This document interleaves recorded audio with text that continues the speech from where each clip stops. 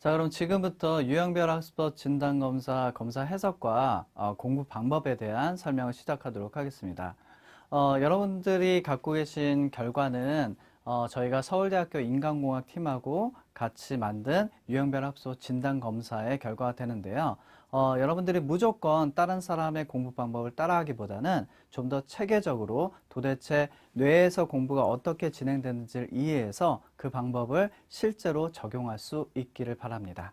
자, 그럼 지금부터 결과 해석을 시작하도록 하겠습니다.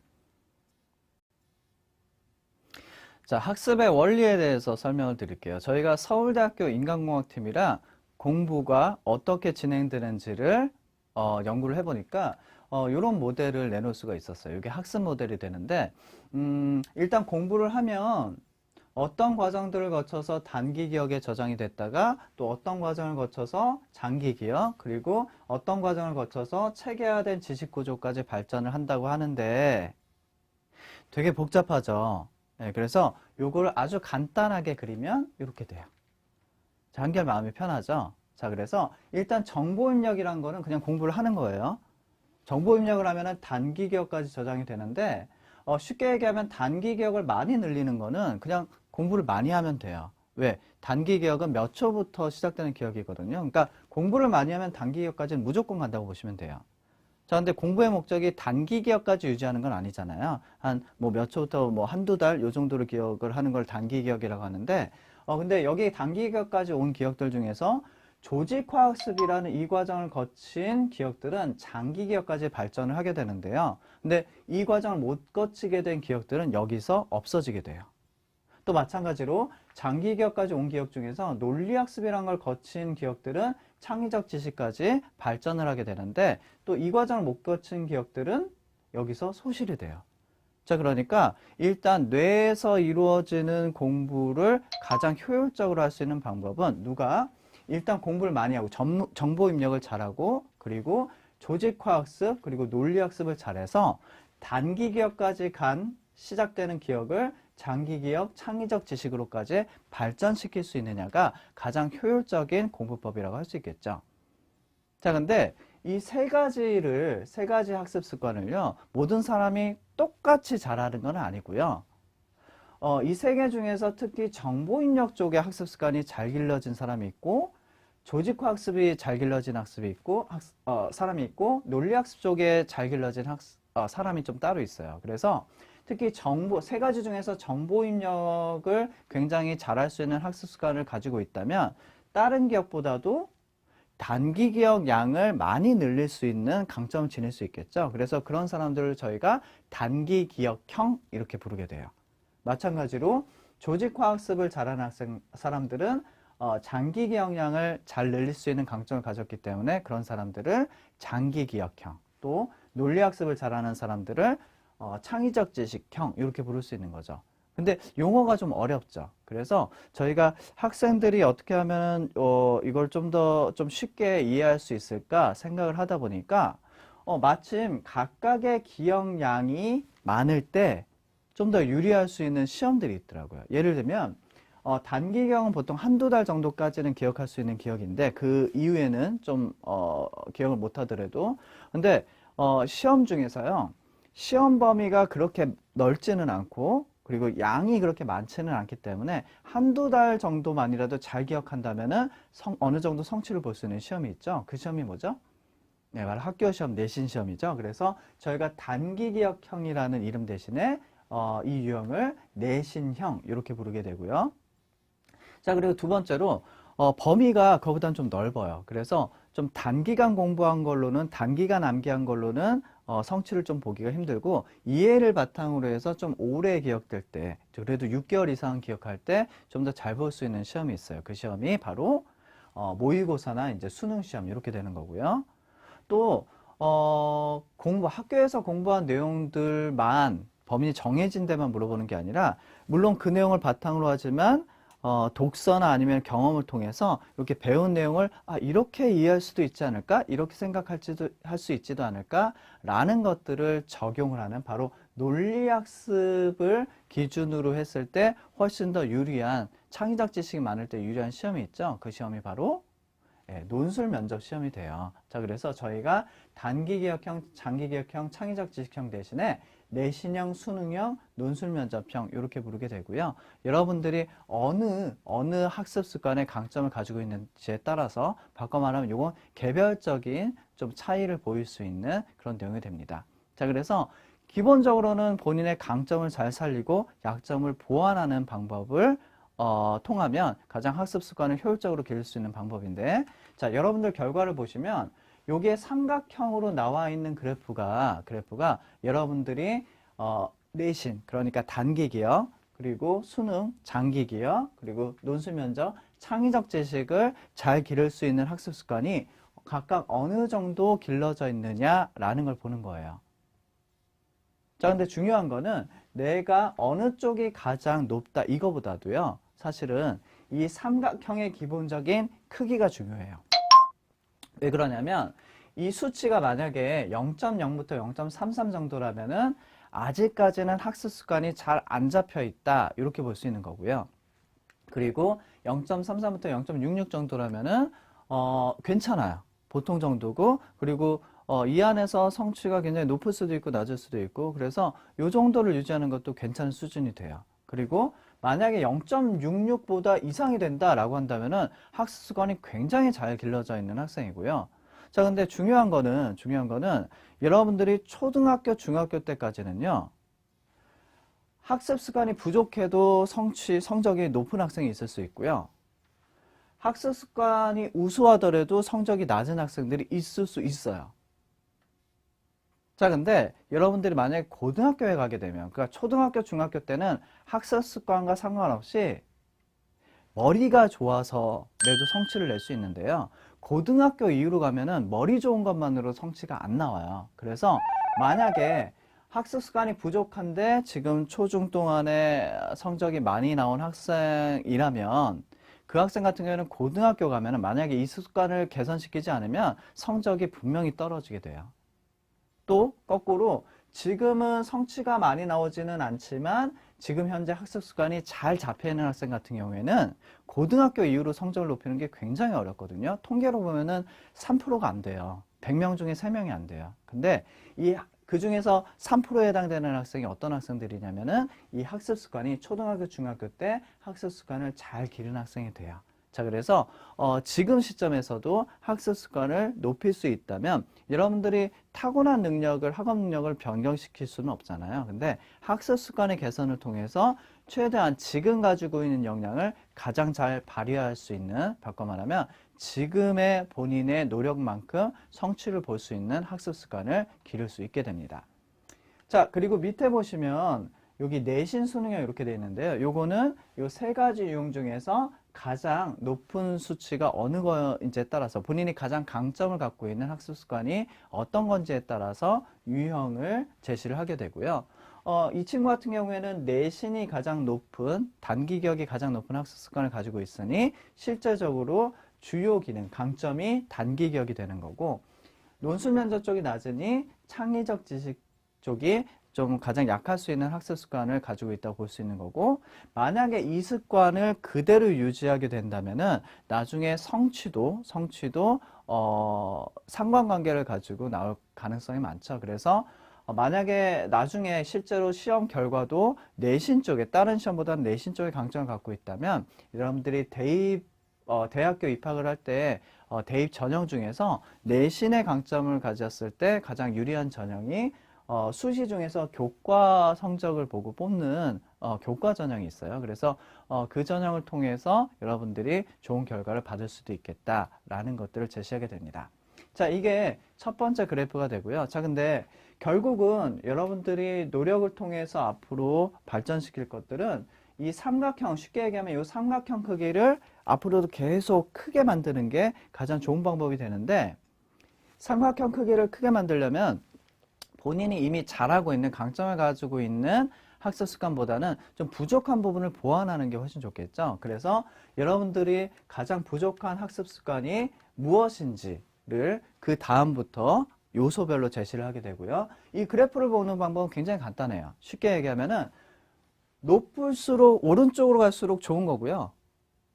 왼쪽으로 갈수록 아직 부족하다 이렇게 보시면 돼요. 근데 여기 0부터 오른쪽이면은 이제 플러스가 되는데 가끔가다 여기 마이너스로 나온 학생들도 있을 거예요. 그럴 경우에는 부족할 뿐만이 아니라 방해 요소까지 있는 경우거든요. 그래서 그 학생들은 좀 방해 요소들을 빨리 제거를 해서 최소한 플러스 이상으로 나오게 하는 게 굉장히 중요하겠죠. 그래서 이 여러 가지 요소 중에서 가장 부족한 두 가지를 밑에 결과로 제시하게 되고 그 두 부분에 대해서는 저희가 참고로 드리는 상위 1% 학습법을 통해서 그 요소를 도대체 지금 현재 상위 1% 학생들 그리고 서울대학교에 다니는 공부 잘한다는 학생들이 어떻게 그 방법을 썼는지를 확인을 해서 그 방법을 개선시키는 학습 습관을 기를 수 있으면 좋겠습니다. 자, 그리고 마지막으로 단계별 맞춤형 학습법이라고 있는데요. 요거는 용어 그대로 생각하시면 돼요. 자, 단계별이기 때문에 1단계, 2단계, 3단계 이렇게 진행을 하게 되고요. 무슨 얘기냐면 나는 내신형이니까 내신을 잘하니까 1단계는 안 하고 건너뛰고 2단계부터 해야지 이게 아니라 내신형이더라도 본인이 잘하는 게 있고 못하는 게 있겠죠. 그래서 1단계부터 차근차근 그리고 맞춤형이기 때문에 내신형 같은 유형이라고 해서 똑같은 결과가 나오는 게 아니라 같은 내신형이더라도 강점과 약점이 다를 수가 있겠죠. 그래서 여기 1단계 같은 1단계부터 시작해서 각각 여러분들 개별적으로 다른 결과를 차근차근 확인을 해서 쭉 체크리스트처럼 활용을 할 수 있는 게 바로 단계별 맞춤형 학습법이 됩니다. 자, 그래서 전반적으로는 이 유형별 학습법 진단검사를 이렇게 해석하고 요소들을 확인한 다음에 공부 방법을 개선시킬 수 있고요. 자, 근데 각각의 요소들에 대해서 여러분들이 도대체 지금 우리나라에서 제일 공부를 잘하는 학생들은 어떻게 공부를 했는지가 궁금하실 수 있겠죠. 그 방법들을 각각 항목별로 저희가 설명드릴 수 있도록 하겠습니다. 네, 그럼 학습 요소별로 도대체 공부를 굉장히 잘하는 학생들은 어떻게 공부했는지 학습 방법을 좀 알아보도록 하겠습니다. 자, 첫 번째 요소는 자기관리 파트인데요. 자기관리 파트에서는 목표 동기관리 부분을 설명을 드릴게요. 나는 무엇을 위해 공부하는가? 여러분들 지금 뚜렷한 공부 목표가 있으신가요? 사실 없을 수도 있죠. 자, 근데 공부 관련해서 목표랑 동기 관리에서 연구한 내용들이 많아요. 그 중에서도 성취 목표 이론이란 것과 외적 보상의 내재적 동기 손상 효과라는 말은 좀 어렵지만 이 내용을 좀 살펴볼게요. 먼저 성취 목표 이론이 뭐냐면요. 인간은 유목적적으로 타고났다고 해요. 그래서 목표가 있으면은 조금이라도 그 목표를 위해서 다가가려고 노력을 한대요. 예를 들면 여러분들 혹시 해가 바뀌면 새해를 맞으면 보통 어떤 목표를 세우잖아요. 건강에 대한 목표를 세울 수도 있고 아니면 공부에 관한 목표를 세울 수도 있는데 그 목표를 세우시는 편인가요? 자, 근데 그 목표를 세우더라도 나중에 그 목표가 꼭 성취가 되나요?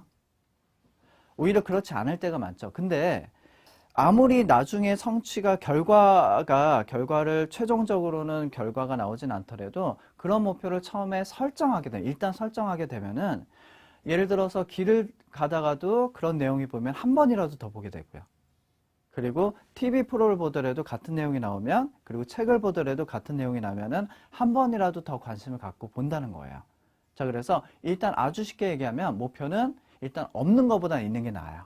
그리고 그 목표가 실제로 예를 들면 본인의 진로 목표가 지금 가진 여러분들의 직업 목표와 나중에도 꼭 유지되는 직업 목표는 아닐 수도 있겠죠.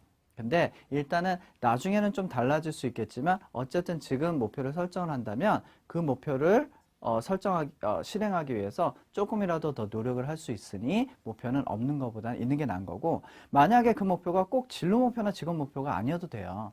그게 만약에 없는 학생은 좀 단기적으로 지금 당장 다음 시험에서는 내가 어떤 과목은 나한테 도움이 될 수 있는 어떤 과목은 이 과목만큼은 꼭 성취를 해야지 라는 목표를 지녔다면은 그 목표를 위해서도 조금이라도 더 노력을 하게 된다고 합니다. 자, 두 번째로 외적 보상의 내재적 동기 손상 효과라는 게 있는데요. 자, 이거는 사실 내용은 그렇게 어렵진 않아요. 근데 일단 내적 동기와 외적 동기가 뭔지부터 한번 볼게요. 내적 동기가 뭘까요? 좀 스스로 생겨진 그런 동기를 얘기를 하죠. 그래서 사실은 어떤 특별한 이유를 그리고 보상을 바라고 하는 게 아니라 마음속에서 우러나서 하게 되는 그런 동기를 얘기를 해요. 외적 동기는 쉽게 얘기하면은 잘했을 때 상을 받거나 못했을 때 벌을 받게 되는 거 있죠. 그래서 그런 이유 때문에 뭔가를 하게 된다면 그게 바로 외적 동기가 돼요. 자, 그럼 두 가지 동기 중에서 어느 게 오래 유지될 수 있는 동기일까요? 예, 물론 내적 동기인데요. 근데 이 내적 동기가 아주 쉽게 생기지는 않아요. 그래서 일단 처음에는 외적 동기를 통해서 동기가 형성이 많이 되고요. 그게 계속 유지되다 보면은 발전을 하면은 내적 동기까지 발전을 할 수 있다고 해요. 자, 근데 여기서 주의할 거는 외적 보상의 내재적 동기 손상 효과는 뭐냐면요. 일단 동기가 발전을 해서 내적 동기가 일단 형성이 되면은 오히려 외적인 보상이나 외적인 벌이 그 동기를 손상하는 효과를 지녔다고 해요. 자, 그래서 예를 들면 어떤 사람이 내적 동기가 형성돼서 좋은 목적을 가지고 매년 헌혈을 하는 사람이 있다고 해볼게요. 자, 그래서 올해도 좋은 뜻을 갖고 헌혈을 하러 갔는데 마침 헌혈차에 이런 문구가 있는 거예요. 오늘 헌혈하신 분께는 영화 티켓 2매를 드립니다. 자, 요런 보상의 문구, 외적 보상의 문구가 딱 있으면은 그 행동을 주저하게 돼요. 왜요? 나의 이 숭고한 내적인 동기가 외적인 보상 때문에 하는 것처럼 비춰져서 오히려 내적 동기가 손상이 되는 효과를 갖죠. 그래서 일단 내적 동기가 형성된 다음에는 외적 보상이나 외적인 그런 처벌을 오히려 잘 써야 된다라는 내용이 됩니다. 그래서 여러분들이 동기를 계속 유지하는 방법은 초반부터 내적 동기가 막 내가 공부를 되게 열심히 해야지 나중에 훌륭한 사람이 돼야지 라는 것들이 저절로 생기는 건 아니고요. 그래서 처음에는 외적인 그런 상이라든지 벌이라든지 이런 것들이 어느 정도는 있는 게 좋겠지만 나중에 내적인 동기가 형성된 다음에는 오히려 외적인 보상이나 벌 이런 것들을 스스로한테 주더라도 혹은 외부에서 받더라도 그것들을 잘 활용하는 게 굉장히 중요하다고 할 수 있겠습니다. 자, 그리고 두 번째로 시간 및 계획 관리가 있는데요. 여러분들이 계획을 잘 세우고 지키는 거는 너무나도 힘든 일이에요. 근데 보통 계획을 어떻게 세우나요? 보통은 이렇게 세우죠. 몇 시부터 몇 시까지 뭐를 한다. 이렇게 시간 부분이 있고 과제 부분이 있는데 이 두 가지를 완벽하게 지키는 거는 거의 불가능해요. 상위 1% 학생들도 이 두 가지를 완벽하게 지키는 학생은 거의 드물어요. 자, 그래서 일단은 두 가지를 다 지키려는 노력보다는 한 가지의 기준을 두고 예를 들면 시간을 기준으로 혹은 과제를 기준으로 세우고 지키는 습관을 기르는 게 좋은데요. 예를 들면 나는 일단 딱딱 정해진 것들이 있고 그 정해진 것들을 수행할 때 훨씬 편안함을 느껴 라는 성향의 학생들은 시간 위주로 나는 너무 정해지게 되면은 정해진 게 많으면 오히려 답답하고 그때그때 약간 융통성 있게 바꿔가서 하는 게 훨씬 더 좋아 라는 학생이라면은 과제 위주로 세우고 지키는 게 좋습니다. 자, 그래서 예를 들면 자, 시간 위주 같은 경우에는 일단 시간을 꼭 정해놓고요. 그때 해야 될 일이 물론 있는데 지킬 때 중요한 건 뭐라고요? 기준이 시간이죠. 시간이 기준이라면 예를 들어서 5시부터 6시까지 뭐 학교 수업 내용을 정리를 한다 이렇게 해놨는데 만약에 이렇게 이 내용을 과제를 수행하다가 6시가 됐는데도 다 못했어요. 저는 어떻게 해야 될까요? 만약에 이 시간에 다 못했으니까 조금 시간이 더 들리더라도 이 내용을 계속하게 되면은 그때는 기준이 과제가 되죠. 그러면은 문제가 뭐냐면은 이 시간이 됐는데도 과제를 했기 때문에 이 시간을 못 지키는 게 돼요. 그래서 결국 뒤에 걸 못 지키고 뒤에 걸 못 지키면 또 계속 반복이 될 가능성이 크거든요. 자, 그래서 시간 위주로 세우고 지킨다는 거는 예를 들어서 이 과제를 수행하다가 그 시간이 됐다라고 한다면은 기준이 시간이니까 거기서 스탑. 다 못했더라도. 그래서 정해진 시간에 정해진 내용을 과제를 다 못했더라도 정해진 시간 기준으로 그 내용을 했다면 시간을 잘 지키게 돼요. 다만 시간 위주 계획표는 문제가 있죠. 과제를 수행하는데 과제가 다 못 끝낼 수 있으니 가장 핵심적인 방법은 시간 위주 계획은 끝까지 다 채워 있기보다는 맨 마지막 시간을 못한 거 하는 시간으로 따로 정해서, 그럼 어떻게 돼요? 정해진 시간에 정해진 걸 하는 그걸 그대로 유지하고 끝낼 수가 있기 때문에 좋은 계획과 수행 방법이 될 수 있습니다. 과제 위주로 할 때는 훨씬 간단하죠. 시간을 정해놓지 않았기 때문에 과제만 적어놓으면 돼요. 내가 오늘 대략 나 혼자 할 수 있는 공부 시간이 한 뭐 2시간 정도 된다 그러면은 그 시간에 할 게 뭐 이렇게 정하면 돼요. 자, 그래서 과제 위주 계획표는요, 정해진 게 많을수록 안 좋아요. 오히려 간단할수록 좋은데, 대신에 과제 위주 계획은 수행할 때 주의할 게 있어요. 어떤 게 있냐면, 예를 들어서 2시간 동안 이런 것들을 하기로 했는데 공부가 너무 잘 돼. 그럴 때가 있잖아요. 막 머리에 막 들어와요. 그때는 2시간이 안 걸리더라도 이 과제를 다 끝낼 수가 있겠죠. 그래서 2시간을 생각했는데 1시간 반 정도 됐는데 과제를 다 했어. 자, 그럼 어떻게 해야 될까요? 기준이 뭐라고요? 과제죠. 그렇죠? 그러니까 만약에 2시간이 다 안 걸렸더라도 이거 과제를 끝냈다면은 그 학생은 계획 다 잘 지킨 거예요. 끝! 이래도 돼요. 자, 근데 대신에 2시간을 하기로 했는데 과제를 다 하지는 못했어. 2시간은 했지만. 자, 그럼 어떻게 해야 될까요? 시간은 이때 2시간을 했으니까 난 2시간 했으니까 끝 이렇게 하면은 좀 치사하죠. 시간으로 기준을 잡았으니까. 그래서 과제가 기준이라면 2시간은 했더라도 기준이 과제니까 좀 더 걸리더라도 그 과제를 끝내야 끝. 그래서 예상 시간보다 어떤 때는 좀 적게 걸릴 때도 있고 어떤 때는 좀 많이 걸릴 때도 있고, 그래서 평균적으로는 그 시간이 정도가 되게 유지를 하게 과제를 수행하면 그게 과제를 잘 지키는 계획이 됩니다. 자, 다음은 학습 습관 관리입니다. 여기에서 설명드릴 거는 바로 스트레스와 수행에 관련해서인데요. 아주 쉽게 얘기하면 여러분들이 스트레스가 굉장히 많게 되면 어때요? 수행은 좀 떨어지게 되겠죠. 그래서 스트레스 관리를 잘하는 게 중요한데, 자, 근데 스트레스가 적다고, 무조건 적다고 수행이 올라가는 건 또 아니란 얘기예요. 그래서 스트레스가 너무 적어도 수행은 좋진 않고요. 또 너무 많아도 좋진 않아요. 그래서 적절한 스트레스 점을 찾는 게 굉장히 중요한데, 여러분들이 만약에 적절한 스트레스 점, 예를 들면은 시험 기간을 준비할 때 어떤 학생은 한 3주 전에도 좀 긴장감을 갖고 준비할 수 있는 학생이 있는 반면에 좀 더 닥쳐야지, 한 일주일 정도 됐어야지 긴장감을 유지할 수 있는 학생이 있다면은 그 학생은 조금 기간은 짧게 하되 그 스트레스 정도에서 공부를 최대한 많이 할 수 있는 그런 방법이 굉장히 효율적으로 공부를 할 수 있는 방법이에요. 자, 벼락치기가 보통 나쁘다고 하죠. 근데 나쁜 이유가 사실은 벼락치기는 굉장히 효율적인 방법이에요. 긴장감을 유지하고 할 수 있으니까. 자, 근데 벼락치기가 나쁘다고 하는 거는 평소에 안 하다가 그때만 하니까 그런 거죠. 그렇죠?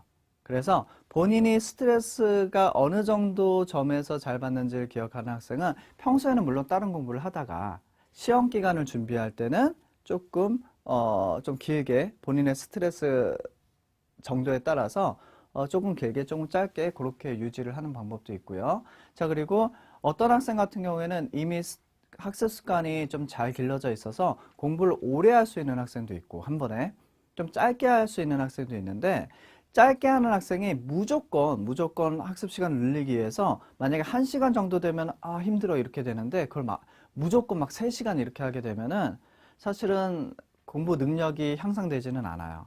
물론 또 거꾸로 1시간 정도 했을 때 스트레스를 느끼는데 한 30분 정도 해서 반복하게 되면은 그것도 본인의 능력을 높이지는 못합니다. 자, 그래서 만약에 1시간 정도 됐을 때 좀 힘들어 라고 해서 그게 적정 스트레스가 된다면은 어느 점에서 바로 그 1시간 되는 점에서 반복을 하게 되면 그때는 이 그래프 자체가 향상되는 결과를 들 수 있어요. 쉽게 얘기하면 3시간에서 반복하거나 30분에서 반복하면은 여기 그래프에서 왔다 갔다 해요. 그래서 능력 자체가 올라가진 않는데 본인이 가장 효율적으로 할 수 있는 스트레스 점을 찾아서 그 점에서 반복을 하게 되면은 이제 1시간 정도에서는 이제 힘들지가 않고요.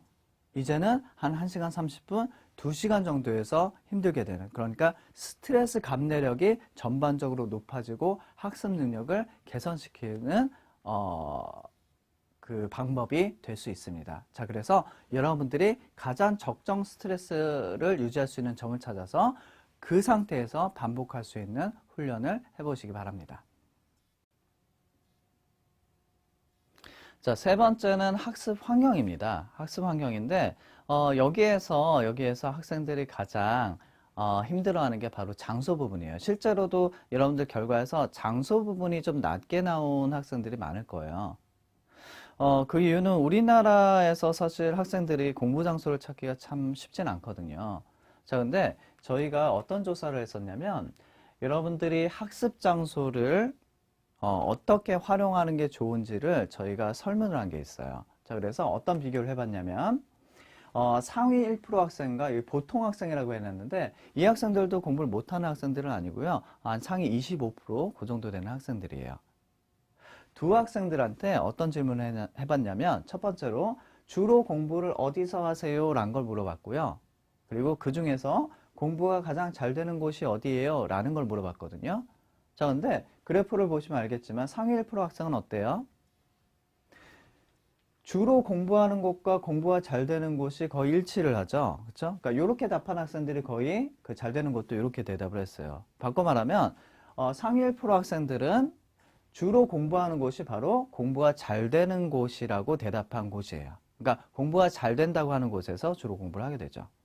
자, 근데 보통 학생들 볼까요? 봤더니 일단 그래프가 좀 다르죠. 일치하지 않죠. 그러니까 주로 공부하는 곳과 공부가 잘 되는 곳이 일단 일치를 하지 않는다라는 것도 있고, 바꿔 말하면 공부가 잘 되는 곳이 어딘지 알지만 실제로 주로 공부는 거기서 안 한다는 게 돼요. 근데 주로 공부하는 곳을 보니까 가장 비중을 많이 차지하는 게 어디죠? 집이 되죠. 자, 근데 집은 어떤 곳이죠? 공부가 잘 되는 곳일까요? 편한 장소일까요? 예, 편한 장소가 되는 경우가 많아요. 그러니까 사람은 당연히 편한 쪽으로 가게 되거든요. 자, 이거는 앞에서 설명드린 것과 좀 유사해요. 그러니까 집이라는 곳은 사실은 스트레스를 크게 받는 곳이 아니기 때문에 스트레스가 굉장히 적기 때문에 오히려 공부가 가장 잘 되기가 힘든 곳이 되죠. 자, 그래서 여러분들이 일단 할 것은 장소를 고를 때 일단 공부하기에 편한 곳과 공부가 잘 되는 곳은 다르다라는 것을 알아야 되고요. 적절한 스트레스가 있는 곳이 오히려 공부 잘 될 수 있다라는 걸 알아야 되고, 그러면 기준을 어떻게? 공부가 가장 잘 되는 곳이 어딘지 그 기준에 따라서 내가 공부가 할 수 있는 장소들 있죠. 뭐 학교도 될 수 있고 어떤 자습실이 될 수도 있고 뭐 도서관이 될 수 있고 그럴 텐데, 그 장소들을 내가 갈 수 있는, 활용할 수 있는 장소들은 어떤 기준에? 공부가 가장 잘 되는 곳이라는 기준에서 한번 리스트업을 한번 해보시기 바라요. 그래서 리스트업을 해보신 다음에 항상 1위로 랭크된 리스트에 있는 그 장소에서만 공부할 수는 없을 거예요. 그래서 가능하면은 가장 공부가 잘 되는 곳이라고 대답한 곳에서 공부를 하되, 만약에 그 첫 번째 곳에서 공부하기 힘든 그런 경우 있잖아요. 예를 들면은 학교라고 했는데 뭐 주말에 학교에서 하기는 힘드니까, 그럴 경우에는 그 다음 순위, 만약에 두 번째가 안 되면 또 다음 순위, 그렇게 해서 가장 상위로 내가 실제로 공부가 잘 된다고 한 곳에, 편한 장소 말고 잘 된다고 한 장소를 위주로 학습 장소를 골라서 거기에서 학습을 하게 된다면 여러분들 성취가 좀 더 커질 수 있게 됩니다. 자, 근데 상위 1% 학생 같은 경우에 이제 학교로 대답한 경우에는 사실은 심리학에서 얘기하는 맥락 효과라도 좀 더 관계가 있어요. 무슨 얘기냐면, 여러분이 공부할 때는 공부하는 내용만 기억하는 게 아니라 공부하는 장소의 그런 환경을 같이 기억하는 경향이 있거든요. 쉽게 얘기하면은 여러분이 어떤 기억이 계속 제일 잘 나는 곳은 실제로 그 장소에 있을 때예요. 그래서 여러분들이 주로 시험을 어디서 보죠? 공부를 주로 어디서 결과를 많이 얘기를 하죠?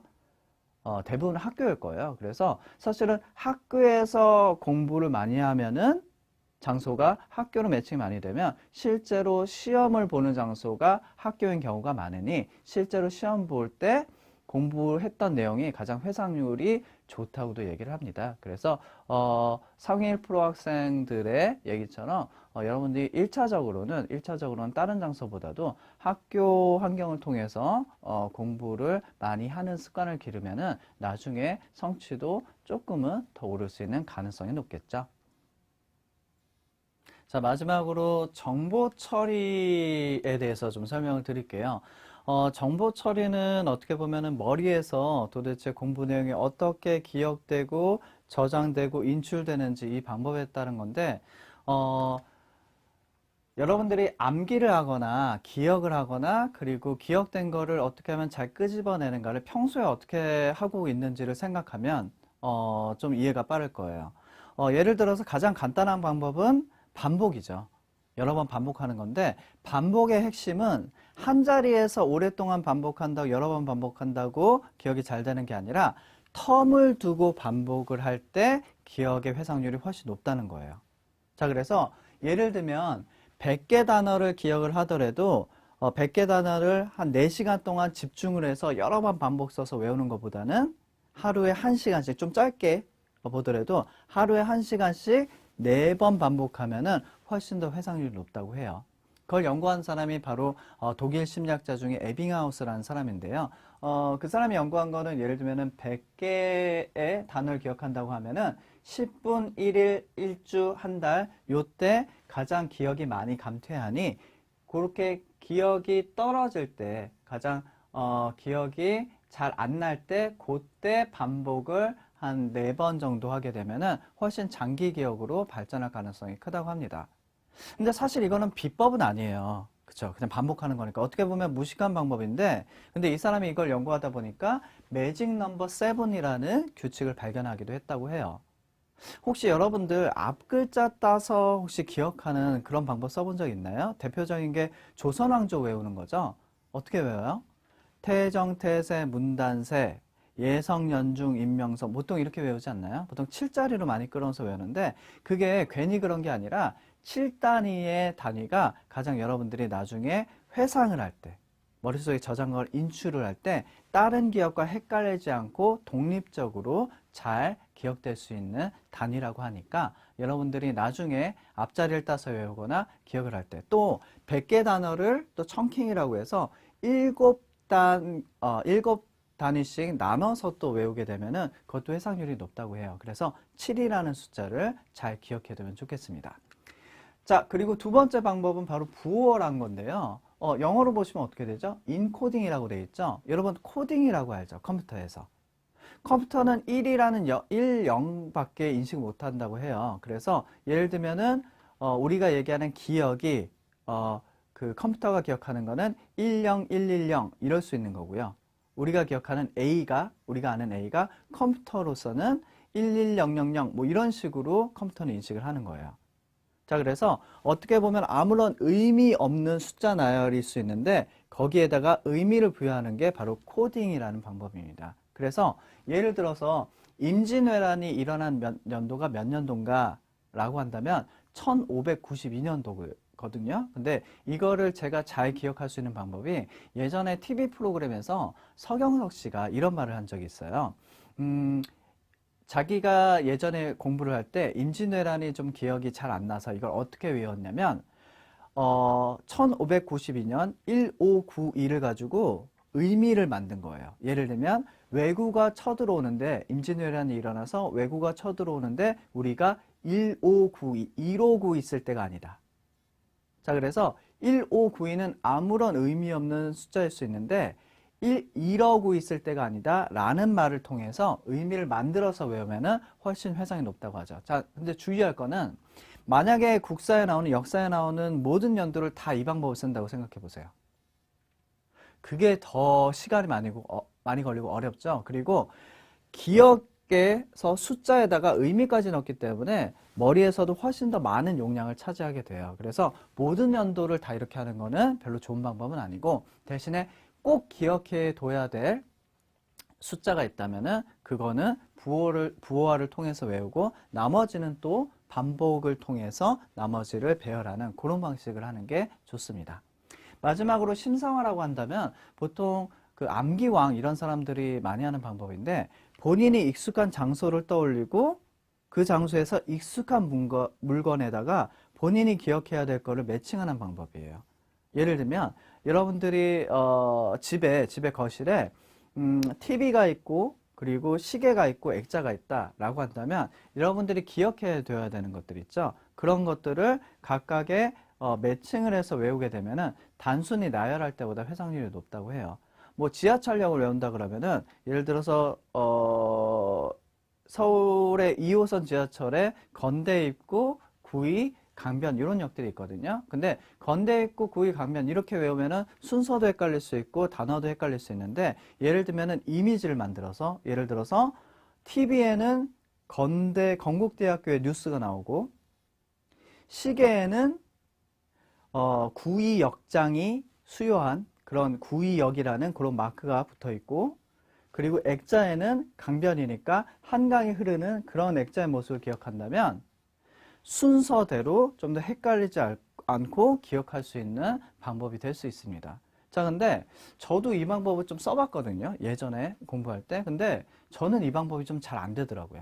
무슨 얘기냐면 여러분 중에 이 반보감성 부호와 심상화 중에 특히 반보감성 쪽에 좀 방법이 잘 맞는 친구가 있을 거고요.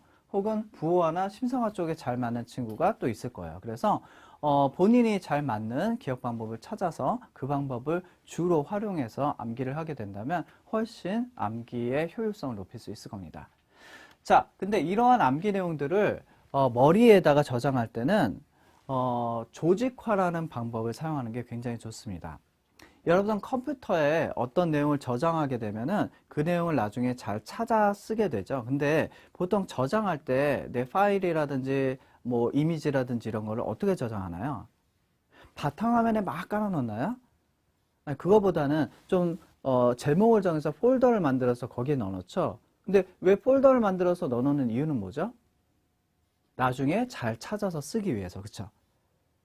자, 근데 컴퓨터란 거는 사실은 사용하기에 편리하기 위해서 인간의 뇌 구조를 가장 모방해서 만든 게 바로 컴퓨터예요. 무슨 얘기냐면 컴퓨터에서 폴더를 만드는 방법은 바로 인간이 활용하는 방법이거든요.